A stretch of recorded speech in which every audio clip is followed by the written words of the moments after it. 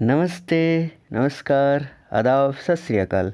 आप सभी का स्वागत है मेरे यूट्यूब चैनल हिस्ट्री विद विवेक में। जैसा कि आप सभी जानते हैं कि हम यूजीसी नेट इतिहास एग्ज़ाम में पिछले वर्षों में पूछे गए प्रश्नों के व्याख्या सहित उत्तरों की सीरीज ला रहे हैं। हमने पिछले वीडियो में जून 2015 के प्रथम 25 प्रश्नों का अध्ययन किया था। आज हम अगले 25 प्रश्नों के व्याख्या सहित उत्तरों का अध्ययन करेंगे। जो लोग चैनल पर पहली बार आए हैं, लाल बटन दबा के चैनल सब्सक्राइब करें और साथ ही में बेल आइकन ज़रूर दबाएं ताकि आपको नए वीडियो की नोटिफिकेशन तुरंत मिल सके। चलिए हम आज का वीडियो आरंभ करते हैं। हमने 25 प्रश्न तक पिछले वीडियो में अध्ययन किया था। आज हमारा 26 नंबर प्रश्न है कि मराठी शब्दावली देशमुख के समानार्थी उत्तर भारत में है। मतलब मराठी शब्दावली जो देशमुख है उसके समान शब्द जो है वो उत्तर भारत में कौन सा है? तो वो उत्तर भारत में वो जो शब्द है वो चौधरी है। आपको बता दूं कि शिवाजी जो थे वो अपने आप को संपूर्ण मराठा क्षेत्र का सबसे बड़ा देशमुख मानते थे।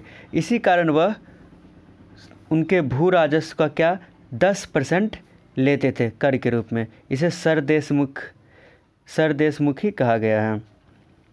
अब हमारा जो अगला प्रश्न है कि निम्नलिखित में से किस मुगल शासक ने उल्लेख किया है कि नमक कश्मीर में उपलब्ध नहीं है अतः हिंदुस्तान से मंगवाया जाता है?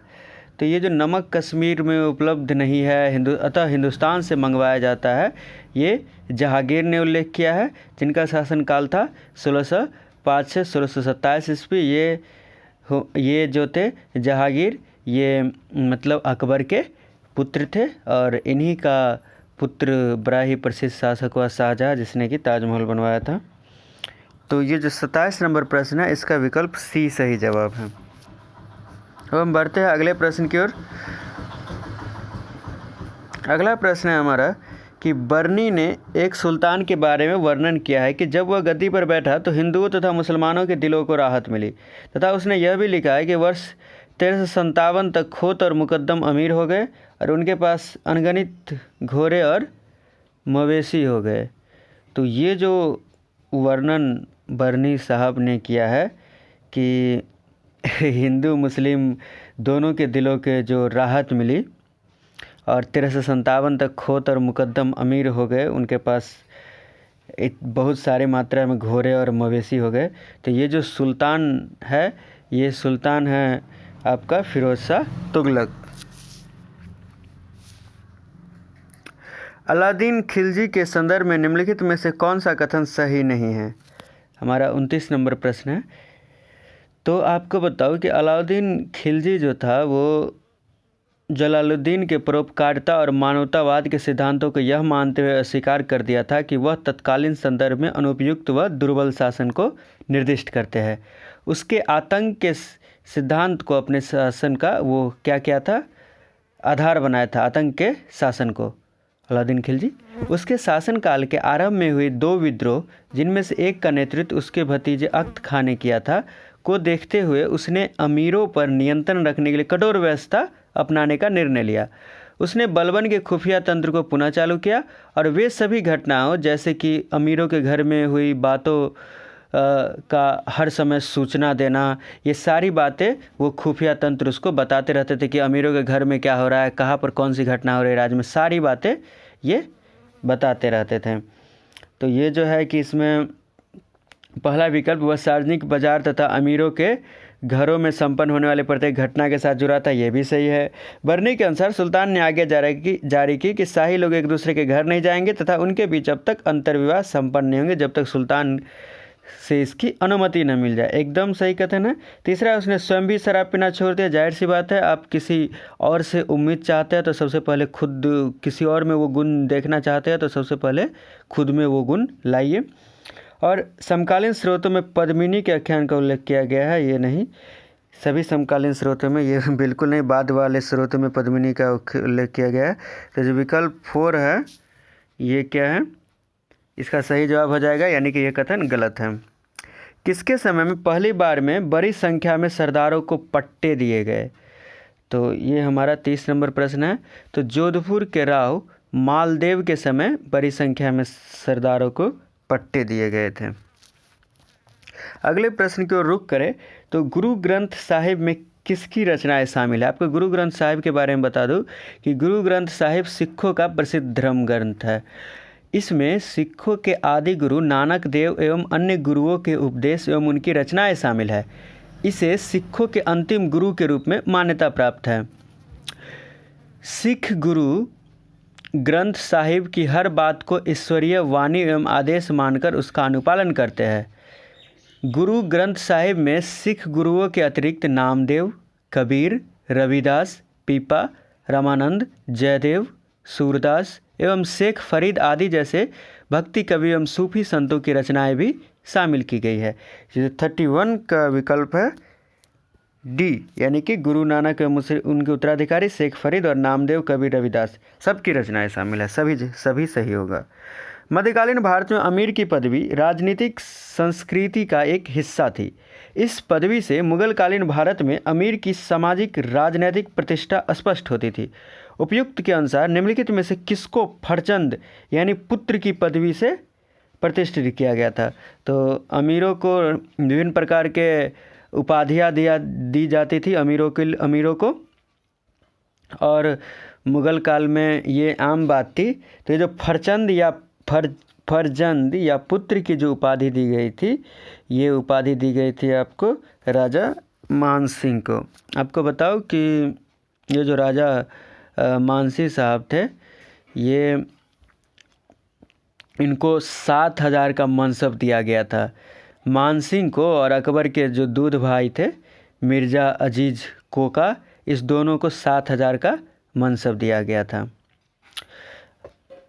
अब इससे अगला प्रश्न हम देखें, 33 नंबर प्रश्न। वह कौन सी मुग़ल राजसी महिला थी जिसकी मृत्यु के पश्चात बहुत से राजपूत अमीरों ने अकबर के साथ अपने सिरों को मुंडवा लिया था। तो आपको बताओ मैं हमीदा बानो बेगम के बारे में। हमीदा बानो बेगम शेख अली अकबर जामी की बेटी थी। उनका जन्म 1524 ईस्वी में हुआ था। हुमायूं के साथ उनका विवाह 1541 ईस्वी में हुआ। उन्हें मरियम मक्कानी के नाम से भी जाना जाता है। वह अकबर की माँ थी और अकबर उन्हें काफ़ी सम्मान देता था। कहा जाता है कि अकबर ने अपने जीवन में सिर्फ 2 बार अपने सिर व दाढ़ी के बाल मुंडवाए थे। पहली बार जब उसकी धाई माँ जीजी अनगा की मौत हुई और दूसरी बार माँ हमीदा बानो बेगम की मौत पर। तो हमीदा बानो बेगम की मौत पर उनको सम्मान देने के लिए बहुत से राजपूत अमीरों ने भी अपने सिर मुंडवा लिए थे। तो आपको बता दूं कि ये जो जीजी अनगा और महाम अनगा थे, ये सब ने अकबर को क्या किया था, दूध पिलाया था। तो ये सब जो है सो ये अकबर की धाई माताएँ थी। तो इसमें जो है कि सिर मुंडवाने वाली बात, तो इसमें विकल्प के अनुसार से हमीदा बानो बेगम सही जवाब हो जाएगा। अब हम बढ़ते हैं अगले प्रश्न की ओर। सूची 1 और 2 को सम्मिलित कीजिए और सही उत्तर का चयन कीजिए। राल्फ फिंच, बर्नियर, सिद्दी अल rice, Thomas Roe, Humayun Akbar, Jahangir, Aurangzeb. आपको बता दो सबसे पहले राल्फ फिंच के बारे में। राल्फ फिंच अकबर के समय में आए थे। 1583-85 से करीब 1591 ईस्वी इनका काल है। ये ब्रिटेन के यात्री थे। भारत में बाल विवाह की प्रथा का वर्णन इन्होंने किया है अपने समय में, और इन्होंने बुरहानपुर में एक बाल विवाह देखा भी था। तो राल्फ फिंच क्या हो जाएंगे, अकबर। अब फिर अगला देखिए, बर्नियर। बर्नियर के बारे में आपको बताओ, ये मुग़ल दरबार के प्रमुख दरबारी यानी कि दनिशमंद की भी ये नौकरी किए थे, और शाहजहाँ के साथ साथ औरंगजेब का भी रेखाचित्र प्रस्तुत किए थे। और आए थे किसके समय में, औरंगजेब के समय में। ये बंगाल की समृद्धि से प्रभावित थे। 1658 से 68 के बीच भारत में रहे थे, और ये बर्नियर चिकित्सक थे। बर्नियर क्या थे, चिकित्सक थे, और आए थे औरंगजेब के समय में। इससे अगला विकल्प जो है सिद्दी अल रईस। ये सिद्दी अल रईस साहब हुमायूं के समय में आए थे। और जो अंतिम विकल्प है थॉमस रो, ये सर थॉमस रो आपको पता ही है कि ये जहांगीर के समय आए थे। बहुत ही प्रसिद्ध प्रश्न है। 1615 से 19 इनका काल था। राजदूत थे और अंग्रेज थे। और आपको बता दूं कि आप लोग बर्नियर और बर्नियर और ट्रेवर्नियर में फंसते रहते हैं, तो इसको याद रखिए टीबी। सबसे पहले ट्रेवर्नियर आए थे किसके काल में? शाहजहाँ के काल में। ये जौहरी थे, जौहरी मतलब हीरे मोती का आभूषण का वो काम करने वाला, समझने वाला उसको। तो ट्रेवर्नियर जो है ये जौहरी थे, ये शाहजहाँ के शासनकाल में आए थे 1641 से 87 के बीच, और ये फ्रांसीसी थे। ठीक, ये क्या थे? फ्रांसीसी थे। और ट्रेवर्नियर के बाद बी बर्नियर आए। ये ट्रेवर्नियर है और ये बर्नियर है, टीबी। बर्नियर आए, ये शाहजहाँ के पुत्र औरंगजेब के समय में आए, और मुग़ल दरबार में क्या थे? दनिशमंद की नौकरी भी की थी, शाहजहाँ औरंगजेब का रेखा चित्र भी प्रस्तुत किया था, और बंगाल की समृद्धि से प्रभावित भी हुए थे। और ये क्या थे? डॉक्टर थे। तो बर्नियर ये डॉक्टर, और ट्रेवर्नियर ये जौहरी, एक शाहजहाँ के समय में, एक औरंगजेब के समय में। टीबी ऐसे ये याद रखिएगा। अब है हमारा इस हिसाब से ये 34 नंबर प्रश्न का जो है सो विकल्प बी सही जवाब हो जाएगा। अब हम बढ़ते हैं अगले प्रश्न की ओर। सूची 1 और 2 को सुमेलित करना है। ये जो माइकल एच फिशर साहब है, इनकी रचना है, आपको बताओ तो the politics of British annexation of India, ये सब नोट कर लीजिएगा। ए ब्रेवर, इनकी रचना है Marxist theories of the imperialism. और ये जो शिगेरू इशिकावा है, इनकी रचना है economic development in the Asian perspective. और 1 मिनट 2, और ये कार्ल पोलांजी, इनका ये the great transformation the political and economic origins of our times, ये इनकी रचना है। तो ये 35 नंबर प्रश्न का विकल्प डी सही जवाब हो जाएगा। बढ़ते हम अगले प्रश्न की ओर। ब्रिटिश ईस्ट इंडिया कंपनी के शासन के दौरान निम्नलिखित में से किसने पहली बार व्यवस्थित प्रेस नियम को प्रतिपादित किया था? तो व्यवस्थित प्रेस नियम को प्रतिपादित करने का काम जो किया था, ये लॉर्ड वेलेस्ली साहब ने किया था। 1799 ईस्वी में समाचार पत्रों का प्रत्यक्षण अधिनियम लाया गया था। लॉर्ड वेलेस्ली ने सभी समाचार पत्रों पर सेंसर बैठा दिया, जिसके अनुसार समाचार पत्र के संपादक को मुद्रक, स्वामी का नाम और ये सब संपादक, ये सब स्पष्ट रूप से छापने पड़ते थे।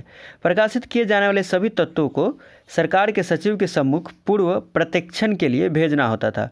हेस्टिंग्स ने इन नियमों में ढील दी और 1818 ईस्वी में समाचार पत्रों का पूर्व प्रत्यक्षण बंद करा दिया गया। बढ़ते हम अगले प्रश्न की ओर।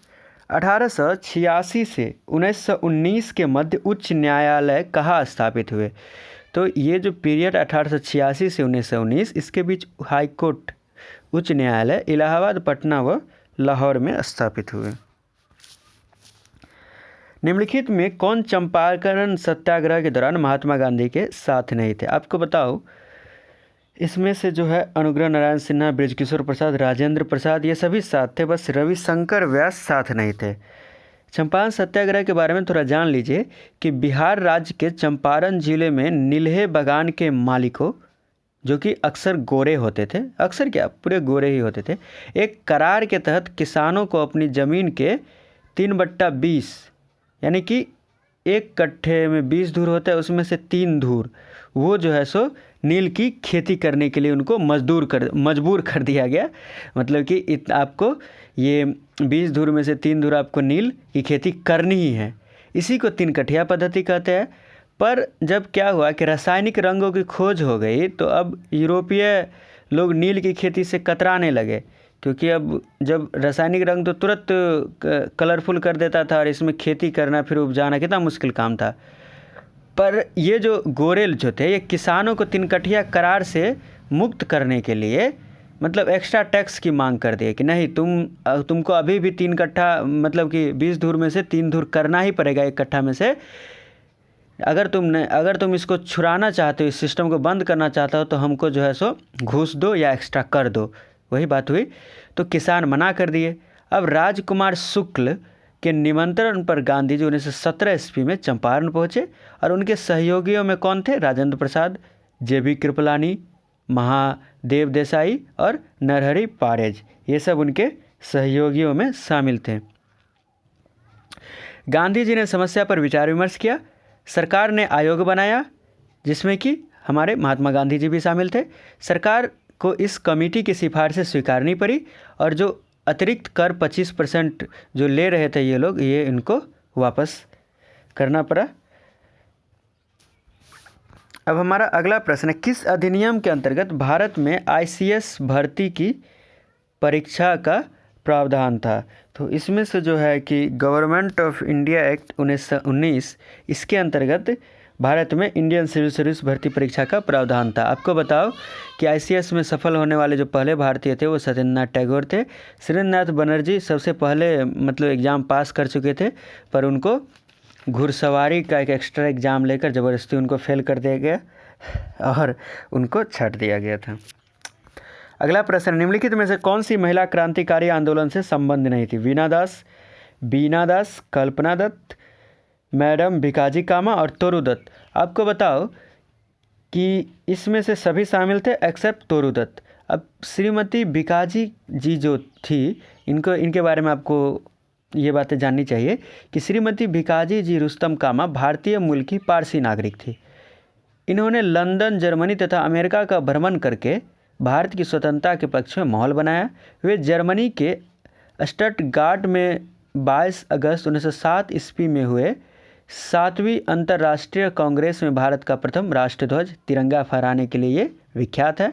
वंदे मातरम अखबार का इन्होंने प्रकाशन करवाया था और इन्हें मदर ऑफ रिवॉल्यूशन कहा गया है।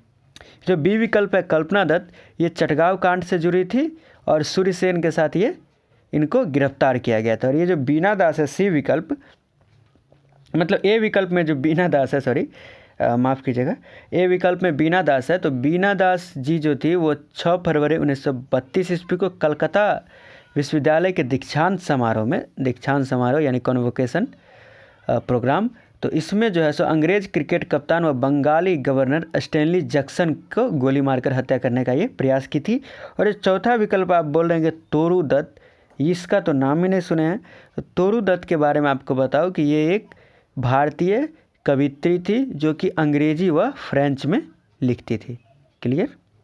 चलिए, तो इसका विकल्प डी सही जवाब हो जाएगा। बढ़ते हैं हम अगले प्रश्न की ओर। भारतीय राष्ट्रीय कांग्रेस के किस अधिवेशन में सरोजिनी नायडू इसके अध्यक्ष के रूप में चुनी गई? तो सरोजिनी नायडू वाली बात मैंने पिछले कई वीडियो में आपको बताया है, जो कि नेट JRF के हम करीब 12-15 वीडियो ला चुके हैं। पिछले वर्षों के पूछे गए प्रश्न जरूर देखिए, बहुत ही महत्व रखते हैं।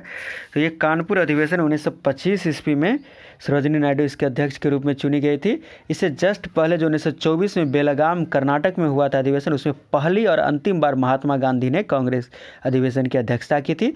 और पहली महिला जो कांग्रेस की अध्यक्षा बनी थी वो 1917 ईस्वी में कोलकाता अधिवेशन में एनी बेसेंट बनी थी। अब हम बढ़ते हैं अगले प्रश्न की ओर। निम्नलिखित में से किसने 8 अप्रैल 1929 ईस्वी को विधानसभा पर बम फेंका था? तो विधानसभा पर बम फेंकने का जो ये काम किया था, ये किया था भगत सिंह और बटुकेश्वर दत्त। BK दत्त मतलब बटुकेश्वर दत्त ने। साइमन कमीशन जो आया था उसका विरोध प्रदर्शन हो रहा था, तो लाला लाजपत राय को लाठी चार्ज जब पुलिस ने किया तो इसमें वो शहीद हो गए। और इन्होंने इसी समय कहा था कि मतलब मेरे सर पे किया गया एक एक प्रहार ब्रिटिश शासन के या अंग्रेज़ों के ब्रिटिश शासन के कफन में कील की तरह साबित होगा, यानी कि ब्रिटिश के जाने की तभी उन्होंने भविष्यवाणी कर दी थी। और लाठीचार्ज के कुछ दिन बाद ही इनकी मृत्यु हो गई थी। तो इसी के विरोध में 17 दिसंबर 1928 ईस्वी को भगत सिंह व चंद्रशेखर आज़ाद व राजगुरु ने लाठीचार्ज का नेतृत्व करने वाले ब्रिटिश पुलिस ऑफिसर सैंडर्स की गोली मारकर हत्या कर दी थी। फिर जनता को अंग्रेज़ों के बारे में जगाने के लिए, बताने के लिए 8 अप्रैल 1929 ईस्वी को भगत सिंह और बटुकेश्वर दत्त ने केंद्रीय सभा में बम फेंका था और बोला था कि इसका उद्देश्य है कि हम बहरों को सुनाना चाहते हैं, और जानबूझकर इन्होंने गिरफ्तारी दी, वहाँ से भागे नहीं। ऐसे वीर थे ये, वीर भगत सिंह और बटुकेश्वर दत्त साहब। हम बढ़ते हैं अगले प्रश्न की ओर। पूना पैक्ट के परिणाम स्वरूप कुल निर्वाचन क्षेत्र की सीटों में दलित वर्ग के लिए आरक्षित सीटों की संख्या घटाई गई, उसी स्तर पर रखी गई, समाप्त कर दी गई, बढ़ाई गई। ये दलितों की संख्या पूना पैक्ट के अनुसार जो है, ये दलित वर्ग के लिए आरक्षित सीटों की संख्या ये क्या हुआ कि ये बढ़ाई गई। आपको बता दूं कि पूना पैक्ट से पहले 20 सितंबर 1932 ईस्वी को गांधी जी ने जेल में आमरण अनशन प्रारंभ कर दिया था। क्यों? क्योंकि अंग्रेजी सरकार ने कम्युनल अवार्ड की घोषणा की थी। रैमजे मैकडोनाल्ड अंग्रेज प्रधानमंत्री, इन्होंने कम्युनल अवार्ड की घोषणा की थी, जिसमें कि ये मतलब कि भारत को कम्युनल सिस्टम के आधार पर बांटने की कोशिश की गई थी, दलितों के लिए अलग आरक्षण या इस सब बातें हो गई थी। तो 24 सितंबर गांधी जी ने इसके विरोध में आमरण अनशन प्रारंभ कर दिया था। तो 24 सितंबर 1932 ईस्वी को अंग्रेजी सरकार ने इस समझौते यानी सांप्रदायिक अधिनिर्णय कम्युनल अवार्ड में संशोधन की अनुमति दी। अब समझौते में दलित वर्ग के लिए पृथक निर्वाचन मंडल की जो बात की गई थी कम्युनल अवार्ड सांप्रदायिक अधिनिर्णय में, उसको त्याग दिया गया और दलित वर्ग के लिए आरक्षित सीटों की संख्या प्रांतीय विधानमंडलों में 71 से बढ़ाकर 147 और केंद्रीय विधानसभाओं में कुल सीटों की संख्या 18% मतलब कर दिया गया। तो ये हमारा 43 नंबर प्रश्न हो गया। हम बढ़ते हैं अगले प्रश्न की ओर। निम्नलिखित में से कौन सविनय अयोग्य आंदोलन से संबंध नहीं था? चक्रवर्ती राजागोपालाचारी, अब्बास तैयब जी, सरोजनी नायडू। तो ये सभी सम्मिलित थे और लाला हरदयाल जो थे ये गदर आंदोलन से जुड़े हुए थे, इसलिए ये विकल्प डी इसमें सही जवाब हो जाएगा। बढ़ते अगले प्रश्न की ओर। 1961 में संपन्न हुए प्रथम गुटनिरपेक्ष आंदोलन की शिखर बैठक में कितने देश सम्मिलित हुए थे? तो जो प्रथम गुटनिरपेक्ष आंदोलन की शिखर बैठक हुई थी, इसमें आपको बताओ कि 22 देश सम्मिलित हुए थे। गुटनिरपेक्ष आंदोलन का पहला सम्मेलन वर्ष 1961 ईस्वी में बेलग्रेड में आयोजित किया गया था। इसमें जवाहरलाल नेहरू भारत से और यूगोस्लाविया के राष्ट्रपति सुकर्नो, मिस्र के राष्ट्रपति कर्नल नासिर और घाना के राष्ट्रपति क्वामे एनक्रूमा जैसे नेताओं ने भाग लिया था। इसमें 22 देश सम्मिलित हुए थे। वर्तमान में इसमें 120 या उससे भी अधिक देश सम्मिलित है, लेकिन यह करीब करीब क्या है, अप्रासंगिक हो चुका है, क्योंकि अब गुटनिरपेक्षता की कोई खास ज़रूरत नहीं थी, वो नहीं है अब, क्योंकि उस समय शीत युद्ध चल रहा था और अमेरिका और रूस एक दूसरे के आमने सामने थे और नए नए आज़ाद हुए थे। भारत ये सब मिस्र ये सब, तो ये सब देश मिल के सोचे कि हम लोग जो है सो अलग से अपना प्रगति करें, क्यों किसी के झगड़े के बीच में पड़े थे, इसलिए गुटनिरपेक्ष आंदोलन अस्तित्व में आया था, NAM नॉन अलायंस मूवमेंट। लेकिन अब ये बहुत ज़्यादा महत्व नहीं रखता है। सोचिए 1 और 2 को सुमेलित कीजिए। मार्क ब्लॉक, तो ये जो मार्क ब्लॉक साहब है, इनकी रचना है द हिस्टोरियन क्राफ्ट, बहुत बार पूछता है। G.H. रॉबिन्सन, इनकी रचना है द न्यू हिस्ट्री। और एंटोनियो ग्राम्सी, इनकी रचना है ये प्रिजन नोटबुक्स वाला। और जैक्स डेरिडा, इनकी रचना है ऑफ ग्रामेटोलॉजी। तो ये 46 नंबर प्रश्न का विकल्प डी सही जवाब है। बढ़ते हैं हम अगले प्रश्न की ओर। 48 सदस्य देशों के लिए प्रथम नाम सम्मेलन की तैयारी समिति द्वारा निम्नलिखित में से किसे नहीं रखा गया था? तो ये जो यही पूछ रहा है नॉन अलायंस मूवमेंट, ये जो गुटनिरपेक्ष आंदोलन के बारे में पूछ रहा है कि तैयारी समिति द्वारा निम्नलिखित में से किसे नहीं रखा गया था? तो ये 47 का विकल्प जो है सो सी इसका सही जवाब है। सभी मौजूदा गठजोड़ों को तोड़ना, ये इसका उद्देश्य मतलब कि नहीं था। ये देखिए, पहले स्वतंत्र नीति को अपनाना, बिल्कुल ये लोग स्वतंत्र नीति को अपनाए थे। बहुपक्षीय गठजोड़ का सदस्य नहीं होना, यानी कि वही जो गठजोड़ जो थे दो मतलब कि अमेरिका वाला और रूस वाला, तो दोनों से अलग रहना था। और सैन्य अड्डों को स्वीकार करते हैं तो महाशक्ति विवाद हेतु उसका अभिप्राय नहीं है। तो सारे विकल्प सही थे, बस ये सी विकल्प इसका नहीं रखा गया था। निम्नलिखित में से भारत के किस प्रधानमंत्री ने एक पत्रकार से कहा कि कांग्रेस मरणासन हो गई है, और जोड़ा कि कभी कभी मुझे महसूस होता है कि संसदीय प्रणाली भी मरणासन हो गई है? तो ये जो बातें कही थी ये आयरन लेडी इंदिरा गांधी जी ने कही थी, जिनके कहने पर जिनके मजबूत नेतृत्व में 16 दिसंबर 1971 को पाकिस्तान को बांग्लादेश को अलग करना पड़ा था और पाकिस्तान के करीब 1 लाख के करीब सैनिक भारत में आत्मसमर्पण किए थे, भारत के बंदी बनाए गए थे। निम्नलिखित वक्तव्य पर विचार कीजिए। 18वीं सदी के दौरान भारतीय विद्वान पश्चिमी साहित्य के समृद्ध भंडार के निकट में संपर्क में आए। बिल्कुल सही है। 18th सेंचुरी में भारतीय विद्वान जो थे पश्चिमी साहित्य के संपर्क में आए, क्योंकि वो पश्चिमी शिक्षा ग्रहण किए थे और धीरे धीरे वो मतलब कि 18वीं सदी की बात कर रहा है। तो इस समय अंग्रेज़ों का नया नया आकर्षण था और लोग शिक्षा की तरफ थोड़े थोड़े अग्रसर हो रहे थे और ये पश्चिमी साहित्य के संपर्क में आए थे। और पश्चिमी लोग उस समय विज्ञान के क्षेत्र में हो या साहित्य के क्षेत्र में हो, हम लोगों से कुछ आगे ज़रूर थे, ये बातें माननी पड़ेगी। भले ही धीरे धीरे हम लोग भी अब किसी से कम नहीं हैं। और कारण इसका बोल रहा है, स्थानीय भाषा के विकास के संबंध में भारतीय विद्वानों ने नवीन विचार, नवीन साहित्यिक विधाएं और नई विधियाँ तथा तकनीकी ग्रहण की। बिल्कुल, ये मतलब वेस्टर्न कल्चर के संपर्क में आए और फिर अपना स्थानीय भाषा के विकास में ये नवीन साहित्यिक विधाएं, नवीन विधियाँ, तकनीक, ये सब ग्रहण किए, उसी से सीख के। तो ये भी सही है और आर भी सही है और दोनों की सही व्याख्या भी है, तो 49 का ये विकल्प सही हो जाएगा। अंतिम प्रश्न है आज का कि 50 नंबर प्रश्न हमारा कि किसके लेखन में विकास के सिद्धांत को आधार मिला। तो विकास के सिद्धांत को जो आधार मिला था, ये 18वीं सदी के प्रबुद्ध इतिहासकार के लेखन ने विकास के सिद्धांत को आधार दिया था। तो इस तरह से हमने जून 2015 के पूरे 50 प्रश्नों का अध्ययन किया। इसी तरह हमने पिछले करीब 5-7 सालों 2011 से लेके और ये 2015 यानी कि करीब 12-15 वीडियो पिछले वर्षों में पूछे गए प्रश्नों के व्याख्या सहित उत्तरों के है। बहुत ही इम्पोर्टेंट है, आप उनको इस वीडियो के लिंक में, डिस्क्रिप्शन में उसका लिंक देख सकते हैं, या आप हमारे चैनल के प्लेलिस्ट में जा सकते हैं। वहाँ आपको इससे संबंधित ढेरों वीडियो मिल जाएंगे। और साथ ही साथ आपको यूजीसी नीट पेपर 1 जो कि आपको जेआरएफ के लिए बहुत ज़रूरी है, निहायत ज़रूरी है कि उसमें आप 30-40 प्रश्न सही करें 50 में।